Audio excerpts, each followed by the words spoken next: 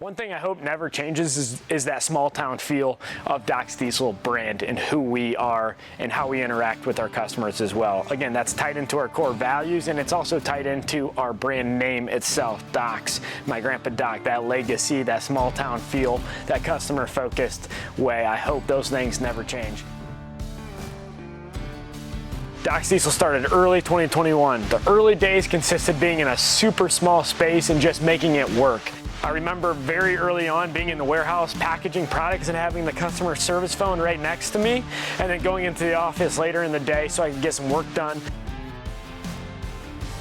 Doc's focuses highly on being OEM quality or better, and we do that a few ways. One, very strict quality control. We do third-party testing on most, if not all, of our products. So if we get into a new product line, we're gonna ensure it's OEM, if not better, and tweak the product to what we believe our customers want and need. We know our products have to be top of the line. Being in Bryan, Ohio means a ton to me, and building this business in our small town, it's just great that we can create jobs for people here in Northwest Ohio. And where I see Doc's going in the next 5 to 10 years is product line expansion. So we really want to be the one-stop shop for our customers and provide different products to our customers so you don't have to go anywhere else. You can go to docsdiesel.com and get all of your maintenance items that you need for your truck or even for your gas vehicle in the future. And that's where I see the growth of Doc's Diesel.